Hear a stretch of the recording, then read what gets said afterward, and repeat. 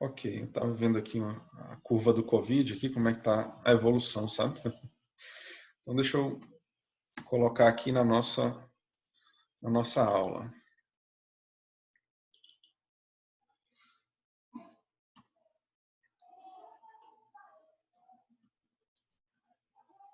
Aqui o zoom, aqui a nossa pasta. Ok. Vamos voltar de onde a gente parou, tá, pessoal?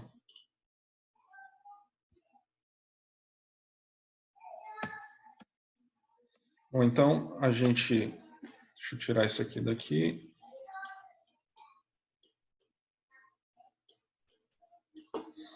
Então a gente parou aqui a parte dos ímãs, né, do fluxo, a gente viu das linhas de fluxo, né, dado aí um conjunto delas em Weber.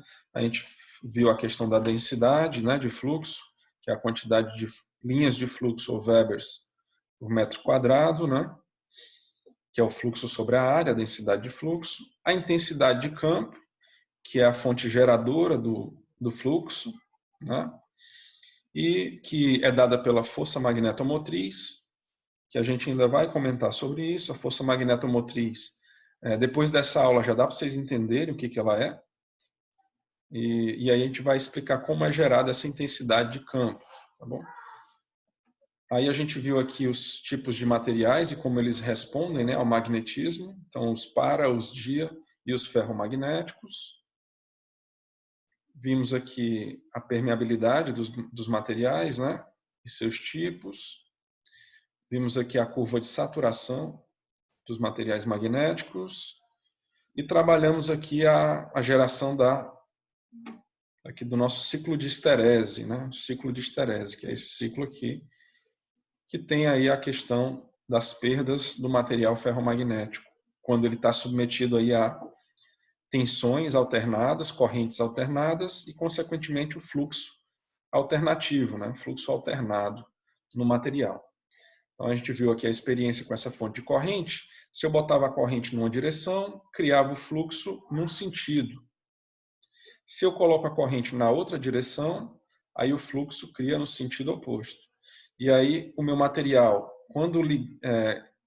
quando submetido a um fluxo variante no tempo desses, aí eu vou descrever no material essa curva de esterese, que é a curva de alinhamento e realinhamento dos domínios magnéticos do material.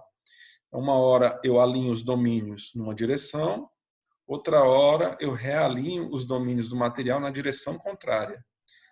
Alinho numa direção, realinho na direção contrária. Esse alinhamento e realinhamento dos domínios magnéticos, ora numa direção, ora na outra, que constitui aí a tensão alternada, né, faz com que o material esquente.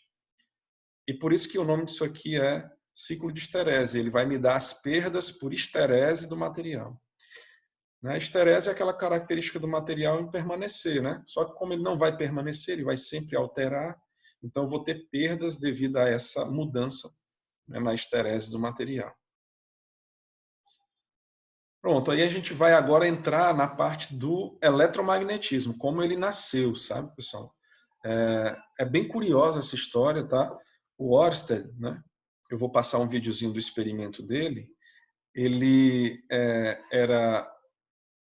Alguns dizem que ele era cientista, outros dizem que ele era um navegador, uma pessoa que gostava de navegar, né, de barcos e tudo mais, e um curioso da ciência, né? Não um pesquisador, um curioso da ciência. E aí ele fez a descoberta mais incrível da época, né, que foi a descoberta dele permitir juntar os dois campos da física que antes eram separados, a eletricidade e o magnetismo. E a partir dessa descoberta do Ørsted, criou-se um novo campo aí do eletromagnetismo. E a partir daí, todas as aplicações do mundo moderno hoje que envolvem eletricidade, né? Então, eu vou pegar aqui o videozinho dele, ó, dessa experiência que ele fez. Tem livros que dizem que ele fez essa descoberta sem querer e outros que dizem que foi proposital, tá? A experiência dele foi essa aqui, ó. Deixa eu ver se eu consigo agora compartilhar o áudio, né, com vocês. Deixa eu ver se eu consigo compartilhar o áudio aqui. Eu vou descompartilhar aqui a tela rapidinho, só para ver se eu consigo... Ah, não, acho que eu consigo, peraí. Ah, tá aqui, pessoal, acho que é esse botão aqui, ó. Vocês vão me dizer se conseguem ouvir o áudio, tá?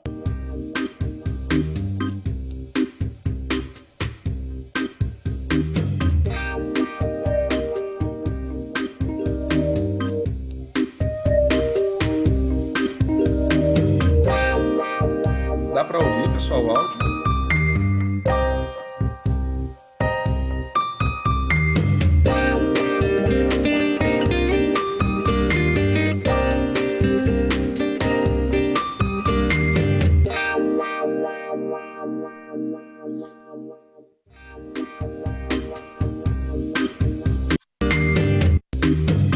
Deixa eu passar.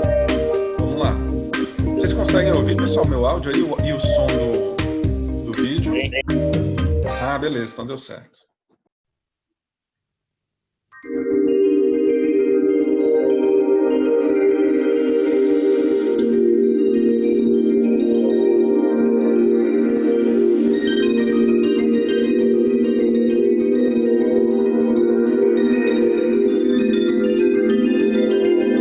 El 21 de julio de 1820, Oersted dio a conocer su famosa experiencia sobre la desviación que sufre una aguja magnética situada en las proximidades de un conductor. Desviación debida al campo magnético que una corriente eléctrica produce en su entorno.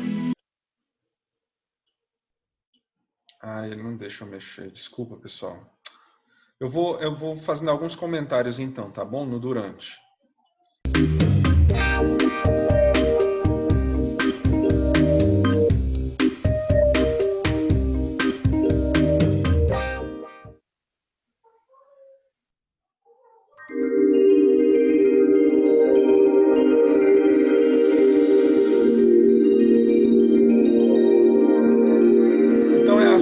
Da corrente elétrica sobre uma bússola, tá? Que a corrente elétrica é uma grandeza elétrica e a bússola é um instrumento magnético. El 21 de julio de 1820, Oersted dio a conocer su famosa experiencia sobre la desviación que sufre una aguja magnética situada en las proximidades de un conductor. Desviación debida al campo magnético que una corriente eléctrica produce en su entorno. Para recrear esta experiencia, vamos a disponer de una aguja imantada, sobre la que inicialmente solo actúa el campo magnético terrestre. Observamos que si sacamos a la aguja de su posición de equilibrio, ésta oscila en torno a la dirección norte-sur. La parte oscura de la aguja indica la dirección del norte geográfico, que queda a la izquierda de la imagen. Una vez que la aguja ha alcanzado su posición de equilibrio, colocamos un conductor en la dirección norte-sur y un amperímetro que nos indicará cuándo circula corriente por el mismo. En esta situación, si hacemos circular una corriente elevada del orden de 6 amperios, de izquierda a derecha por el conductor, observamos que la aguja se desvía de su posición de equilibrio. Então, pessoal, observe aí ó, que ele está fazendo uma corrente de 6 amperes percorrer esse condutor. Então, pela regra da mão direita, né, ó, se eu aponto aqui no sentido da corrente, com o meu dedão, o campo magnético que vai ser criado vai ser o sentido de eu abraçar com os meus outros dedos a esse condutor. Então, eu vou ter um campo magnético circular aí ao redor desse condutor. E esse campo magnético vai interferir no funcionamento da bússola. E aí ele conseguiu verificar, né, que uma grandeza elétrica, que é a corrente elétrica, conseguia interferir num dispositivo de comportamento magnético. E como é que isso seria possível, né? Só se essa grandeza elétrica fosse capaz de produzir uma grandeza magnética. E aí que começaram os estudos do eletromagnetismo. Oscilando en torno a las direcciones paralela y perpendicular al conductor. Cuando deja de circular corriente por el conductor, la aguja vuelve a oscilar en torno a la dirección norte-sur. Si invertimos el sentido de la corriente, observamos que ahora la aguja se desvía en sentido contrario, oscilando entre las direcciones norte y oeste. Repetimos la experiencia observando cómo la aguja recibe un impulso cada vez que intenta situarse en la posición paralela al conductor. Cuando circula corriente en uno u otro sentido, sobre la aguja magnética están actuando dos fuerzas, la del campo magnético terrestre y la fuerza originada por el campo magnético que el conductor crea en su entorno.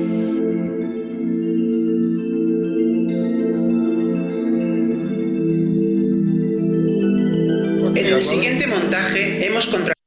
Então deu para ver lá, pessoal, que ele precisou colocar uma corrente bem elevada, né? 6 amperes, para poder criar um campo magnético ao redor do fio capaz de movimentar a agulha da bússola, né? E, professor, por que a agulha ficava oscilando? Porque o campo magnético da Terra ainda estava atuando também na bússola. Então eu tinha a força do campo magnético do fio interagindo com o campo magnético da Terra e a bússola ficava oscilando em torno da posição de equilíbrio. Agora ele vai colocar um ímã aqui, ó, e justamente para fazer com que a corrente consiga, né, interagir com o campo do ímã e fazer também a bússola se movimentar. Porque poderia se achar que a corrente só interagisse com o campo magnético da Terra, né? E aí eles fizeram a mesma experiência, só que colocando aqui a bússola, né, para sofrer a interferência tanto do campo magnético do fio quanto do campo magnético do ímã. Arrestado el campo magnético terrestre en la zona donde se encuentra situada la aguja magnética. Ahora la aguja magnética queda en equilibrio en la dirección perpendicular al conductor, indicando la dirección este.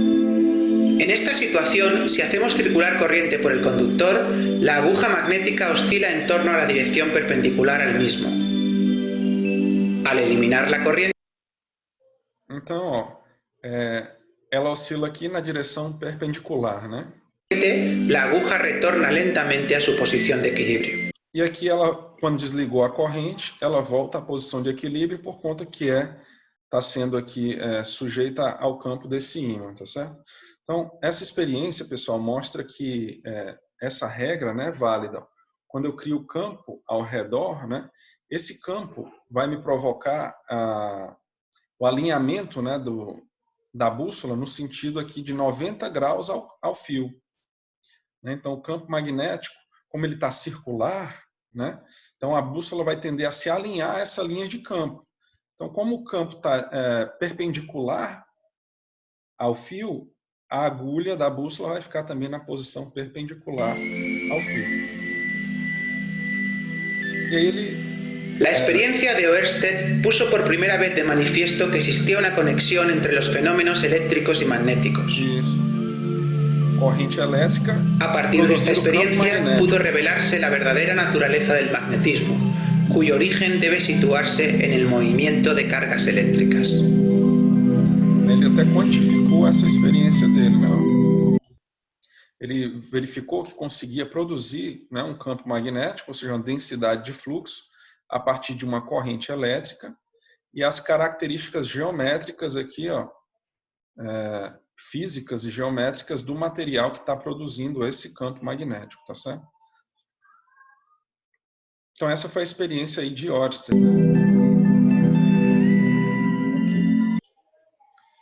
Então abriu um campo novo, tá certo, pessoal? Esse campo novo é o que une justamente a eletricidade e o magnetismo. Aqui, ó, a corrente e o campo magnético ao redor, né? Só que vocês viram a corrente muito alta para produzir um campo até um tanto quanto fraco. Precisou-se que outras pesquisas fossem desenvolvidas para tentar potencializar a criação desse campo magnético, tá certo? Desse campo magnético provocado pela corrente elétrica. Então, mas antes disso, né, antes de tentar potencializar, eles foram tentando fazer experimentos para ver como era a interação entre esses campos magnéticos produzidos por fios. Se eles teriam realmente o mesmo comportamento dos ímãs.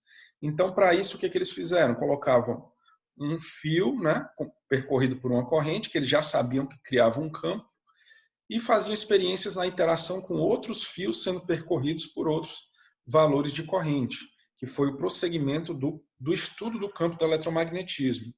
Eu vou mostrar para vocês aqui nesse vídeo. Ó.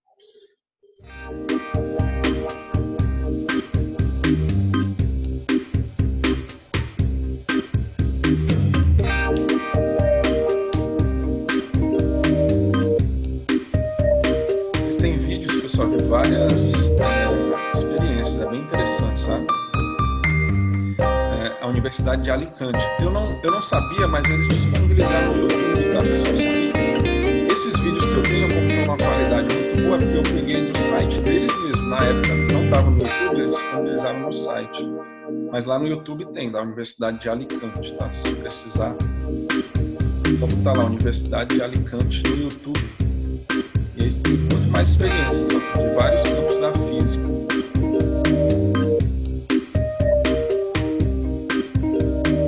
Agora, nessa a gente vai ver como essas correntes, esses campos criados por correntes interagem.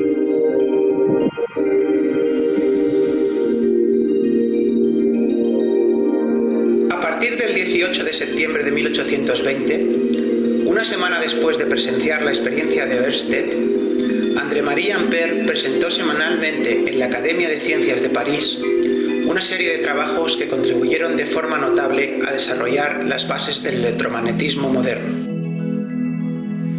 Entre otras cuestiones, Ampère demostró que las corrientes eléctricas se atraen o repelen recíprocamente según unas leyes concretas, construyendo una brillante teoría matemática sobre la atracción entre corrientes. En esta experiencia vamos a comprobar la atracción o repulsión entre dos conductores paralelos en función del sentido de las corrientes que circulan por los mismos. Para realizar la comprobación vamos a disponer de dos tramos de conductor rígido, suspendidos por conductores flexibles. Então aqui, ó, eles estão colocando condutor maior, né? No caso 2, e eles estão suspensos por fios também condutores.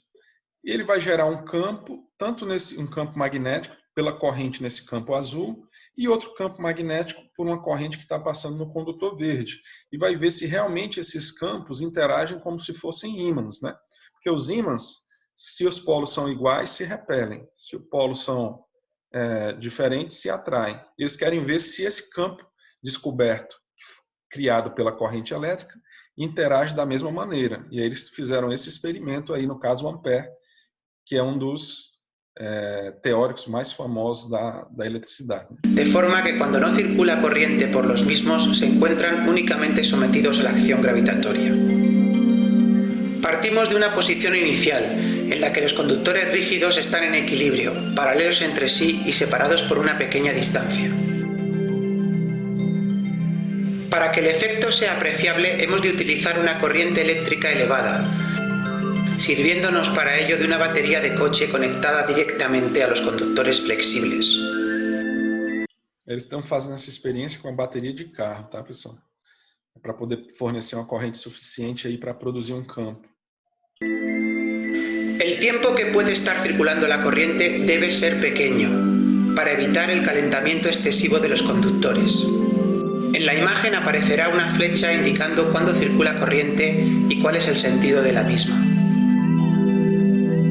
Partiendo de los conductores en equilibrio, observamos que si hacemos circular una corriente en el mismo sentido por ambos conductores, aparece sobre ellos una fuerza magnética atractiva que tiende a juntarlos.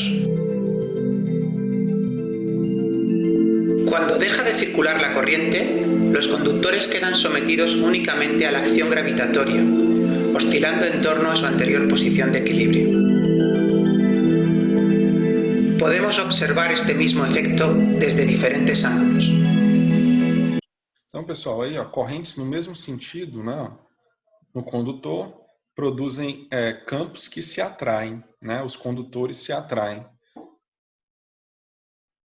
se as correntes estiverem no mesmo sentido.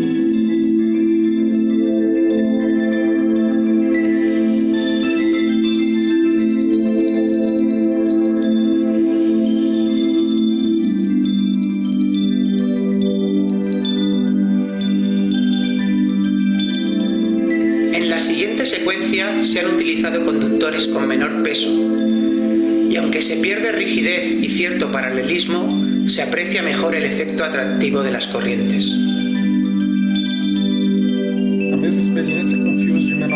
para você verificar melhor a atração deles.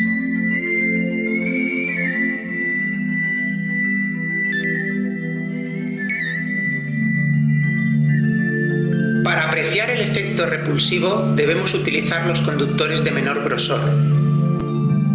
Podemos observar que cuando las corrientes tienen sentidos contrarios, sobre los conductores aparece una fuerza repulsiva que tiende a separarlos. Então aí ele colocou agora os condutores bem próximos e vai aplicar correntes em sentidos contrários, né? Para apreciar aí o efeito de repulsão, como se fossem ímãs, né, de mesmo polo. En este montaje hemos partido de una situación inicial en la que los conductores se encuentran unidos. Al circular corrientes en sentido contrario, los conductores tienden a separarse, retornando a su posición original cuando se corta la corriente. Finalmente, sobre los mismos tramos de conductor y partiendo de la misma distancia inicial, observamos la acción entre corrientes del mismo sentido y sentidos contrarios.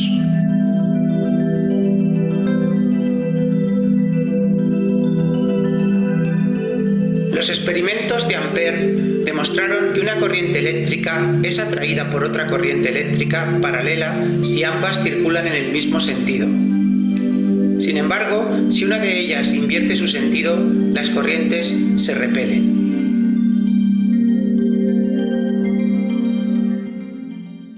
Ok. Então, pessoal, no primeiro exemplo, né, no exemplo do Ørsted, né, ele verificou que uma corrente cria um campo magnético.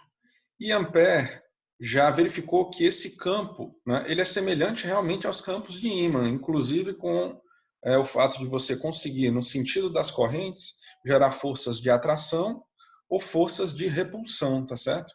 Entre os condutores. Aí, pessoal, um desenvolvimento seguinte a isso foi como potencializar a criação desses campos desenvolvidos por correntes. Então, beleza, mas eu não vou ter uma bateria potente como a de um carro, facilmente, e condutores de bitola grande para poder passar grandes correntes e aí só então poder verificar o magnetismo, né? Isso não é viável. Então começou estudos a se potencializar esse campo criado pelas correntes. Um desses estudos foi o estudo e desenvolvimento do solenoide, né? Porque o solenoide ele levantou a ideia de você potencializar o campo magnético a partir de espiras de condutores, né? Espiras de fio. Então vamos ver aqui a experiência do solenoide. Você vai verificar a potencialização do campo magnético gerado.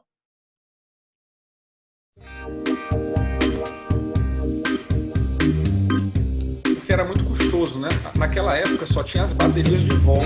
Então você tinha que fazer baterias enormes, né? Que eram pilhas bem rústicas, com camadas de ácido e metais para você fazer esse tipo de experimento. Era muito difícil. Se você conseguisse potencializar os campos com menores correntes, era o ideal para você conseguir transformar esse magnetismo vindo da eletricidade em aplicações úteis, né, em soluções reais, né, que pudessem ser aproveitadas. Então, esses estudos, né, foram desenvolvidos nesse sentido.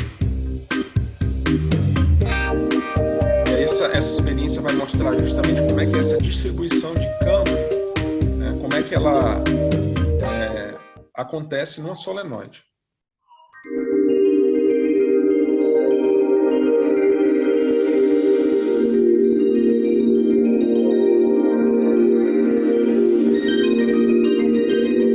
A principios del otoño de 1820, los científicos franceses Jean-Baptiste Biot y Félix Savart miden la dirección de las oscilaciones de una aguja imantada según la distancia a una corriente eléctrica rectilínea, comprobando empíricamente que la fuerza producida por dicha corriente eléctrica es inversamente proporcional al cuadrado de la distancia y directamente proporcional a la intensidad de la misma. Basándose en estos resultados, Pierre-Simon de Laplace dedujo matemáticamente la ley de Biot-Savart, que por lo tanto es conocida también como ley de Laplace. Esta ley establece que el campo magnético diferencial de B creado por un elemento de conductor diferencial de L, por el que circula una corriente eléctrica de intensidad I en un punto P situado a una distancia R del conductor, viene dado por la siguiente expresión. Bom, pessoal, esse desenvolvimento de Biot-Savart e de Laplace, né, levou à demonstração do campo criado por diversas distribuições de fios, sabe? No eletromagnetismo, a gente trabalha com essas contas aqui, com elaborar essas contas. São integrais, a gente coloca os fios em várias disposições, né? Um fio infinito, um pedaço de fio, ou fios com disposições diferentes, por exemplo, uma bobina de fio limitado, uma bobina de fio infinito, e vai fazendo integrações geométricas e calculando a partir desses elementos de campo, o campo total desse tipo de organização dos condutores, tá certo? Então, é algo que é interessante pela história, mas a gente não aplica tanto na prática esses equacionamentos, tá bom? Mas agora, esse desenvolvimento foi interessante justamente porque levou a esse estudo de várias possibilidades de você organizar os fios, levou a verificar-se que as bobinas são a melhor forma de você produzir intensidades de campo. E os motores, né, e geradores trabalham com esses tipos de dimensionamentos de bobinas solenoides, tá bom? Aplicando la ley de Biot-Savart a un solenoide uniformemente arrollado de longitud L, radio R, número de espiras N y por el que circula una corriente eléctrica de intensidad I, se obtiene que el campo magnético en el eje X que pasa por el centro del solenoide viene dado por la expresión, donde el origen de las X se ha tomado en el centro del solenoide. Para comprobar la validez de la ley de Biot-Savart, utilizaremos una fuente de alimentación que nos permita seleccionar, con ayuda de un amperímetro, una corriente de intensidad constante que haremos pasar a través de un solenoide. Seguidamente, con un teslámetro digital conectado a una sonda Hall que iremos desplazando a lo largo del eje del solenoide siguiendo la regla guía, tal y como se observa en la imagen, es posible ir viendo en el marcador digital del teslámetro los valores que va tomando el campo magnético en el interior del solenoide. El campo magnético va aumentando a medida que el extremo de la sonda Hall se va introduciendo en el solenoide. Este campo magnético alcanza un valor máximo justo en el centro del solenoide, es decir, en X igual a 0, para posteriormente ir decreciendo. Agora só 1 ampere é suficiente para produzir esse campo.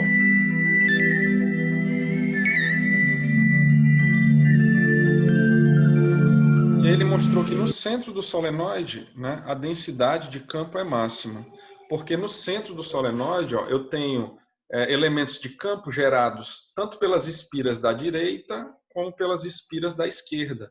Então, no caso do solenoide, no centro do solenoide, eu tenho a criação máxima aí do B, né, da densidade de fluxo em Tesla. E aí, quando ele vai colocando a sonda Hall aqui do teslâmetro, né, ele vai colocando a sonda Hall passando do centro, aí a densidade de fluxo começa a cair. A continuación, pasamos a estudiar el efecto de la variación de la intensidad de corriente en el valor del campo magnético. Para ello, situamos el extremo de la sonda Hall en el centro del solenoide, es decir, en X igual a 0, y con ayuda del potenciómetro de la fuente de alimentación vamos variando la intensidad de la corriente. Vemos como al aumentar dicha intensidad de corriente, que podemos medir con ayuda del amperímetro, el valor del campo magnético registrado por el teslámetro va aumentando. Toma nota de los valores de la intensidad de la corriente eléctrica y del campo magnético para comprobar la proporcionalidad que existe entre los mismos. En efecto, el campo magnético en el centro del solenoide viene dado por la siguiente ecuación. Ok, então a densidade aí, ó, né, de campo criado é diretamente proporcional à intensidade de corrente, né? No caso, como a solenoide, o núcleo dela é de ar, então a permeabilidade é a do vácuo que é usada. E aqui nós temos o H, né? Ó. O H é tudo isso aqui, ó. Né? A densidade é μ vezes H, né? Então nós temos aqui o H, o I e a densidade, tá bom? É aquela relação, essa relação que a gente viu aqui, ó.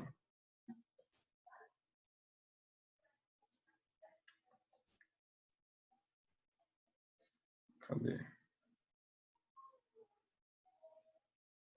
Eu não tinha apresentado ainda para vocês, né? Mas o B é o μ vezes o H, tá certo? E o H, agora que é a intensidade de campo, ó, nessa experiência a gente pode verificar, ó, que depende da força magnetomotriz. O que é a força magnetomotriz? É a quantidade de